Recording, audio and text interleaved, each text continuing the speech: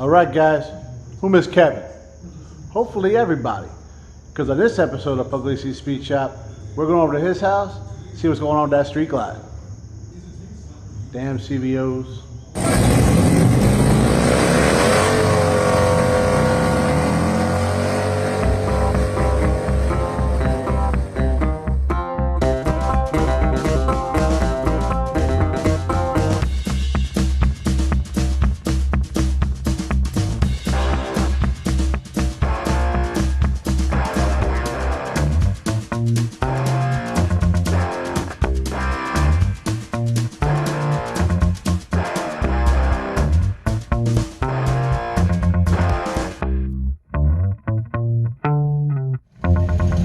Alright guys, so for those of you that don't know, he's got that FXR that he built, and we'll probably take a look at that over there just because it's beautiful. And he's got an 18 Street Glide CVO. Beautiful bike. He's got the 117 in it. First year for it, and there's a bunch of problems with something, oil something. He's had every one of them. So the dealer's messed with it for a while. There's been a lot of repairs. For about a year now, the first year and some change, it was in the shop like crazy. The last year or so, it's been okay. A couple weeks ago, we were out riding, and I saw him. I was behind him. He's blowing oil out, so it started sumping again. And we're going to do some tests on it. We'll do a leak down test on it, probably a compression test.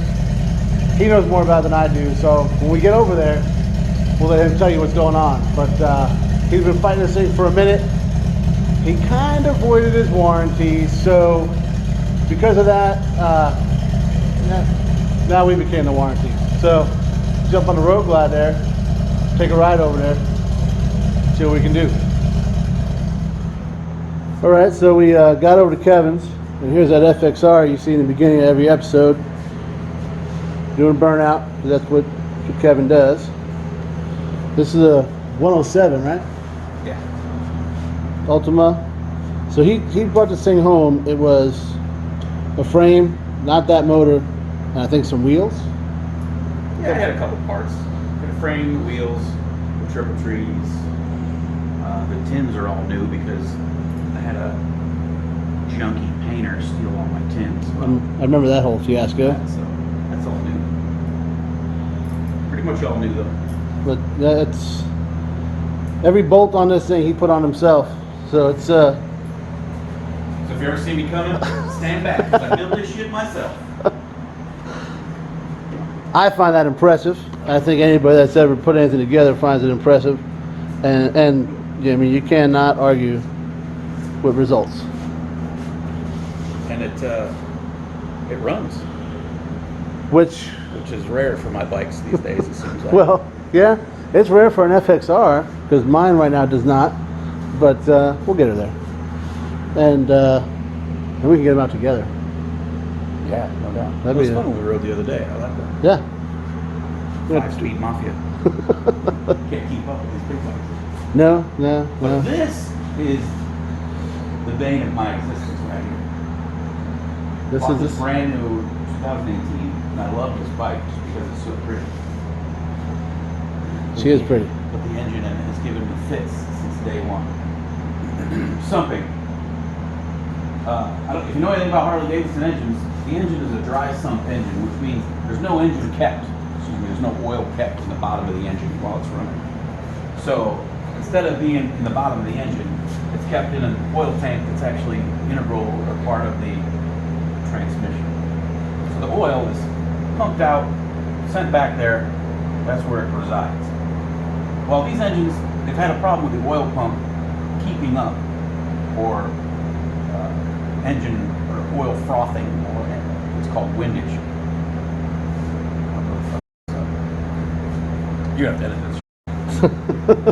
So the windage, when the crank comes around, if there's any oil in there, the crank hits the oil, and it beats the oil into submission.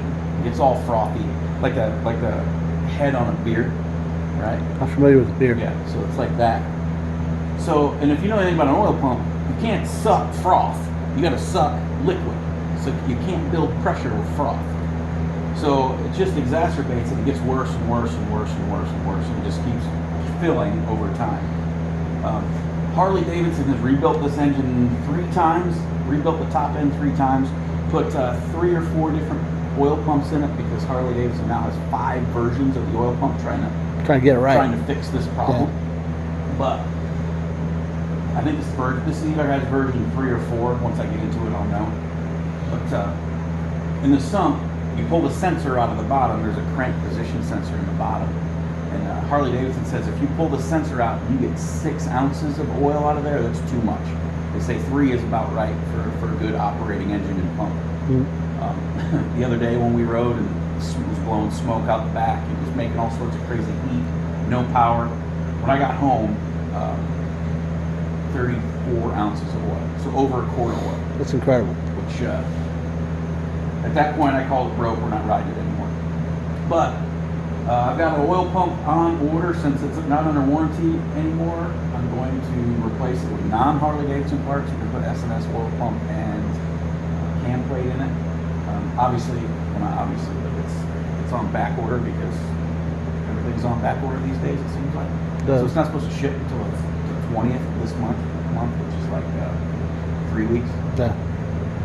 So before I do that, because I overheated it so bad the other day, I wanted to do basically do a health check on the engine, the top end, and make sure I didn't damage anything by overheating it. So how I do that is a leak down test. There's 2 ways to check your combustion section in the cylinders. You can do a compression test to make sure you got good compression, or you can do a leak down test. Essentially, you're checking the same thing, the sealing capacity of the cylinder. A compression tester, which is this, you just basically screw this into the spark plug hole and you turn the engine over, and it just tells you what the reading is.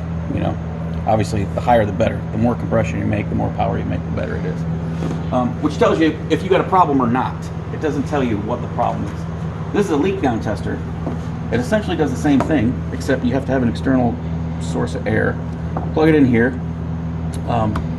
Gives you idiot instructions right here how to use it. Every one is a little bit different. Some have 1 gauge, some have 2. This one happens to have 2. You put 100 psi in it.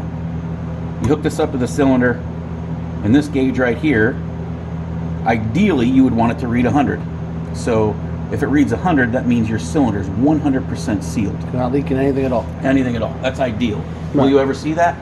I never have. Harley Davidson, the manual for this bike says if you got 25 or less, that's good. If it's 25, I'm calling it bad.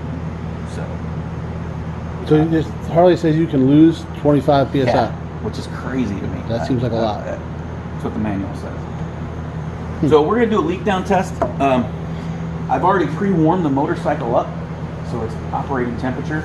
And you can argue with me all day long. This is one of those things where people are like, oh, you're doing it wrong. Do you want the piston at the top dead center or bottom dead center? Depends who you talk to. No. To me, I'm going to do it on the bottom because that's easiest for me to find. And if it doesn't seal at the bottom, it's not going to seal at the top. That makes sense. So a little, you'll like this because I'm always busting your chops about quality tools. So the new bikes and the new cars, they have 10 millimeter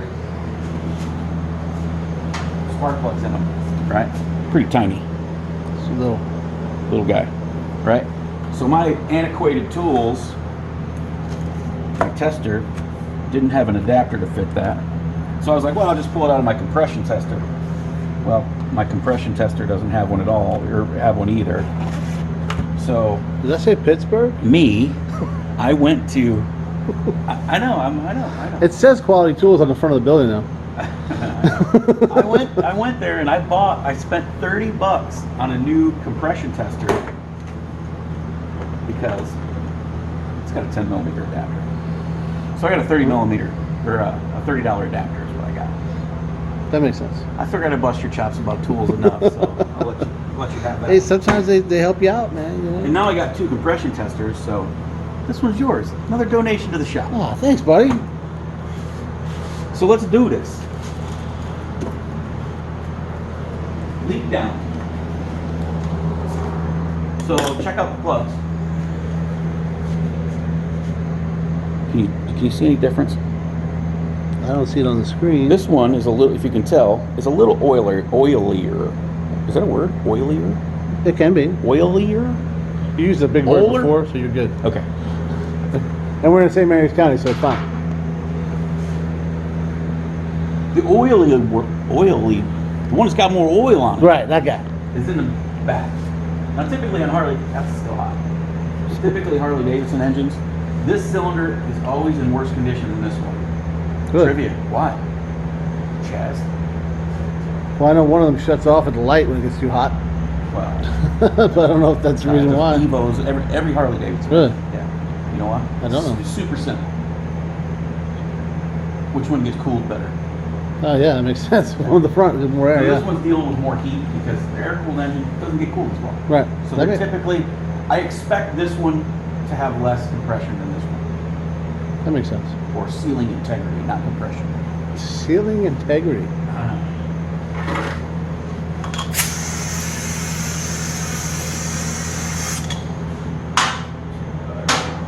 And this is just what I do. I try to work at 100 PSI because, well, it's easier to do math that way. Yeah, I get percentage-wise, Especially right? when you're talking about percentages. So I try to get to 100, and I'll have to do this a few times.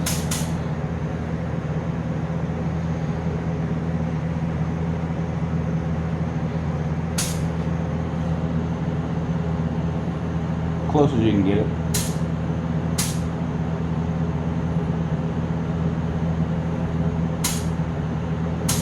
And I'm just using this to simulate. Well, you're letting the air out, so this way it's, yeah. So, see, inlet is 100. And this gauge, if I tap it, is at 100. So we're dead nuts, which is exactly what we want. But so we know we got 100 PSI coming in, and we got to see how much those cylinders are going to hold. So we got to set up the bike. So first, I'm assuming we need to install the $30 adapter at some point. Oh yeah. Would you like to do that, Chaz? Where's it go? Where's it go? Do the So back what's we doing, back one first? We'll do the back one first. Make sure the seal's good. Now, if you're doing this on cars, obviously you can't jack it up and move the rear tires Right. to find bottom dead center like we're gonna do. So, but this is just kind of a motorcycle. It's easy on a motorcycle. So that's how I do it. Well, we already know I'm a hack, but I've never done a leak down on a car, so I wouldn't even know. I wouldn't know how to do it on a motorcycle either, because I've never done a motorcycle before, but so far it looks like getting that thing started is the hardest part. Gotta hold my tongue right. There it goes. Went right in. That's it. So back wheels off the ground. Oh, you got the center guy there. Yeah. Now, if you're doing this on a car, you would have a wrench on the crank, right? You just spin it, yeah. to move, because you'd have to do this 8 times, right? Well, yeah. That's it. Seal good.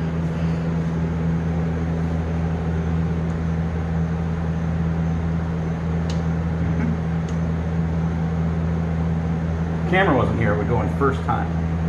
Well, duh. Camera really can't see that much with your, well, that hair though, so.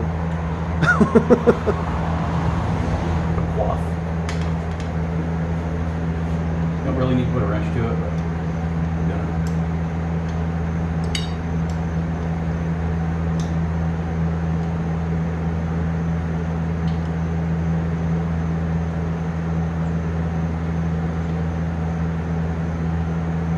Alright, I'm pretty confident that's gonna hold there.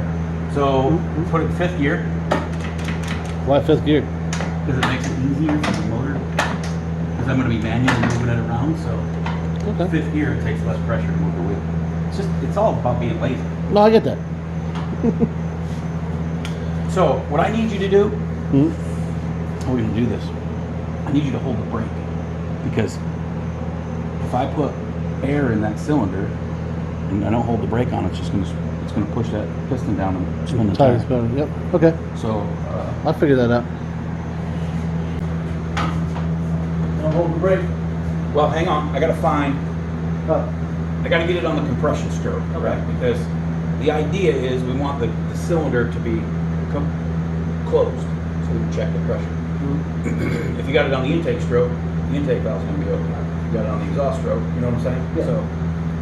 So I'm going to do this the easy way, right? I'm just going to spin this over with my finger on it So does that go out there? until you start to feel it blow, not suck, and we'll know we're on the compression stroke. Okay, you hear that? Okay, so we know it's holding pressure because it blew air out. So if you hold the brake, Break it down. hold it hard. Roll it in. I'm going to put the juice to it. Okay. So you see the gauge is rising.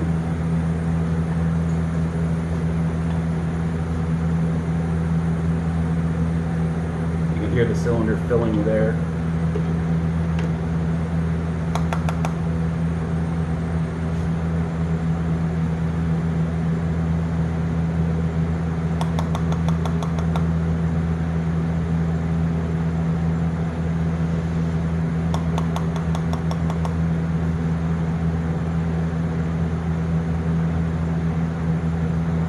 Still coming up a little bit. I want to give it every chance to survive.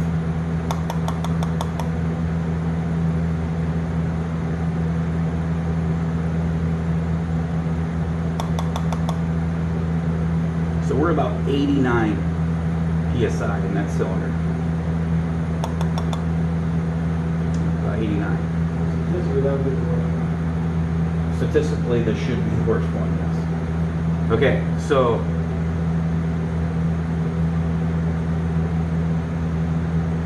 looks like it's going to stop about there. And you can actually hear a little bit of leakage, and it sounds like it's coming out of the intake to me. Can you hear it? It absolutely is. So, which tells me that maybe I didn't get the intake valve closed enough. So I want to redo this, and I want to move the cylinder up a little bit more. You definitely better come out of Okay, make a noise, right? Brakes on, it. Brakes on. super hard. Super hard. Okay. Which these engines are known to beat the valve seats out of them too, so it could very well be valve seats bad.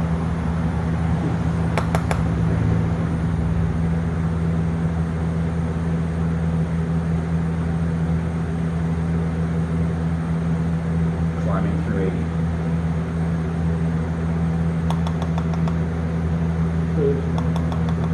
Was there? Not as much as before, but makes no sense.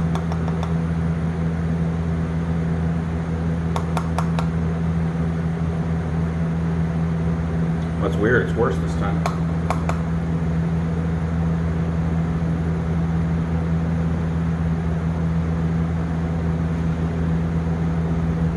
About 87. I guess it's coming up a little bit. I guess it's about the same. You want to try it one more time at the top? Sure. Brake. Brakes on. See, in every position it sounds the same, so that intake valve is sealing as good as it could. Just sit here, leave it through it.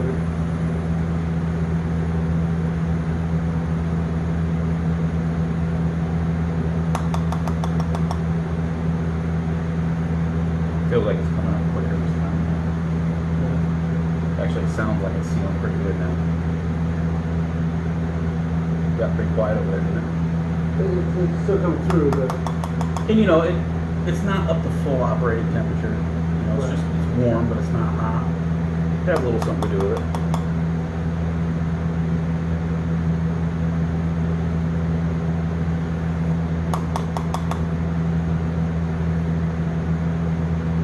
All right, we're about the same, about 88, 89. which is well within Harley's. Well, let's come over here. Well, actually, I'll bring it over.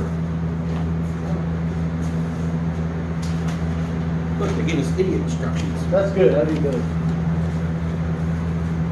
So it says at 100 psi on the left gauge, the right gauge is reading what? 89? 89. So obviously 89 from 100 would be 11. 11% of leakage. I got it the first Look, time. they even give you a formula. Left gauge minus right gauge divided by the left gauge times 100 equals your percentage. It's pretty dope, man. So that's 11 psi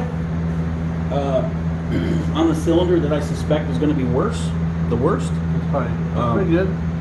I'm pretty okay with that. I mean, would I be happier with 5? Yeah. Well, yeah. But I'll take that. I mean, in a perfect world, it'd be 0, right? But Yeah. Well, it's a machine. right. It's not a perfect machine. Let me know. Right. That may or may not have been written a little hard from time to time. What? I've never seen it, but I heard somewhere. You know, this thing is giving me a lot of problems, but I definitely don't bake it. No, that I can attest to.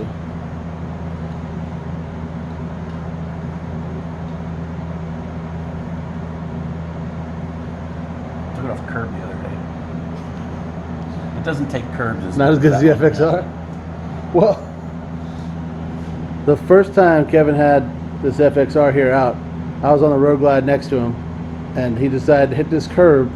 And as he hits the curb, and well, no, I say hit the curb. I mean he went onto the curb, onto the sidewalk, and the curb it kept going up, and he jumped off of this thing.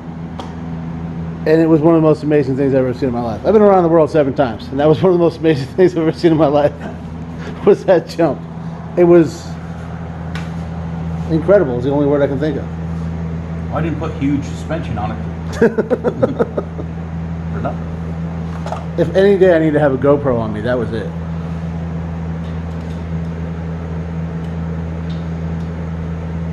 It was great. Not planned, just spur of the moment. Let's see how this works out.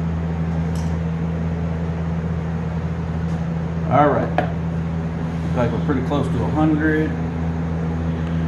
I'll go back on the other side, hold brake. We got 100 psi. We got a hole. Well, we got to find compression stroke at least. You're on a different cylinder. All right. There's a compression stroke brake. Brakes on. And oh, that was quick.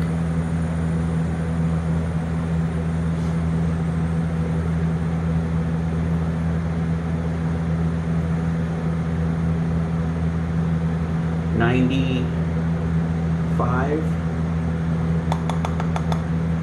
So 96. Theory holds true.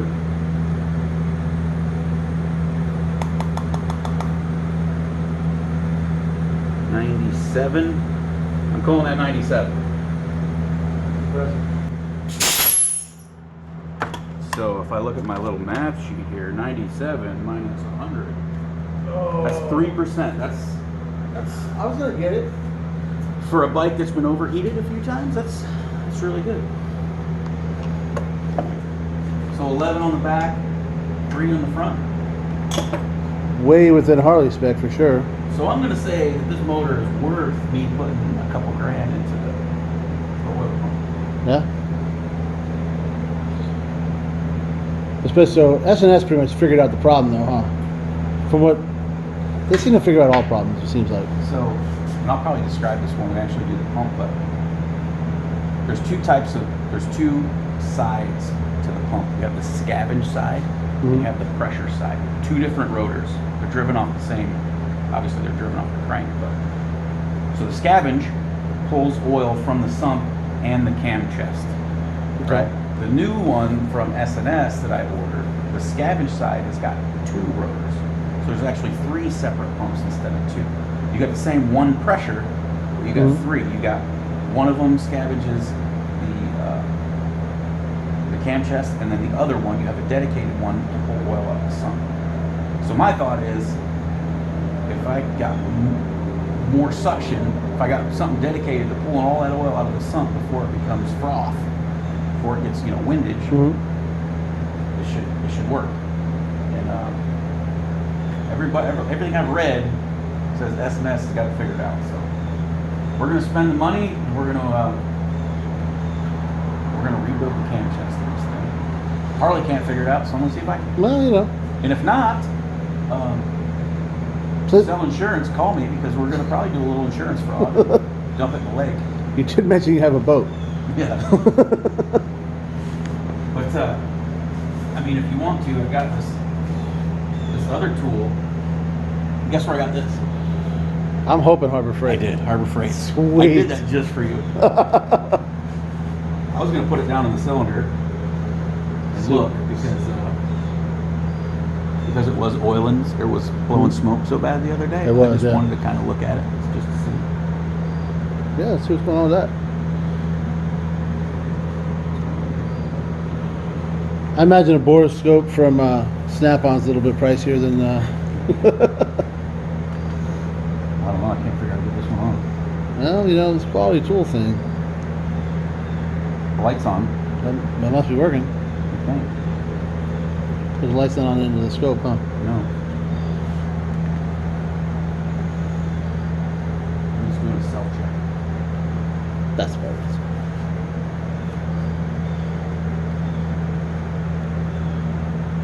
Cut. Maybe the batteries are dead. Is it? I don't know. Just some double A's in there? Actually, you do. Holy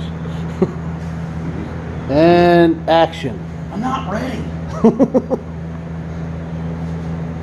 got some goo on my shaft. Oh, how'd that happen? All right. So let's put eyes on the cylinder. Let's look at the bad one first, or the worst one. Yeah, well, neither one of them are bad or even close to it. Apparently, that's 10 millimeters because that's as far as it wants to go. That's got some carbon on it. Can you see that? Is the intake valve open? See it there a little bit.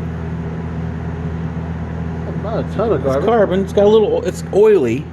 Mm-hmm. So obviously, I mean, that's a little more carbon, a little more oil than you'd see on a motor that was just rebuilt less than 5,000 miles ago. So.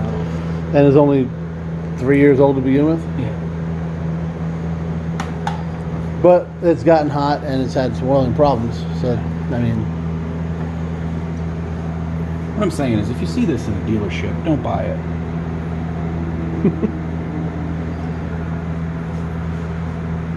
I think that's a classy move, though, that you would trade it in, not to sell it. You know, that's good. You don't want to. You know, you can't screw over the consumer. Never sell anything to friends. You always regret it for some reason. Wait a minute. He sold me my FXR. I know. I regret it because you stole it. So this one's carbon too, but it's a little drier. And that's probably the difference in the percentage too, Yeah. or at least some of it. But. So yeah, I'm gonna call that. That engine is healthy enough to put a little money in. Makes sense to me. Well, guys, back here, Road Glide did awesome as always, and we found out that the motor's good, which is obviously a step in the right direction. And I just did my first Leakdown test, so Kevin, appreciate the knowledge there, man. And you guys check this out. Okay, he already showed you. He gave me a new tool. So now I got a new compression tester. Thanks again. And well, it was a good day. I took the bike for a ride. I didn't do a lot of work. I held the brake pedal for a little bit and the camera. That's like all I did. And we all learned something. So, hopefully you guys like it. Make sure you guys tune back in. It's going to be a couple weeks, but when Kevin gets his parts in, we're going to dive into that bike and we're going to make it right. So, until then, you got that FXR to ride. Can't bitch about that, right? Beautiful, beautiful, beautiful bike. So, till then, guys, like, share, subscribe, ring the bell, tell a friend, and as always, thanks for watching.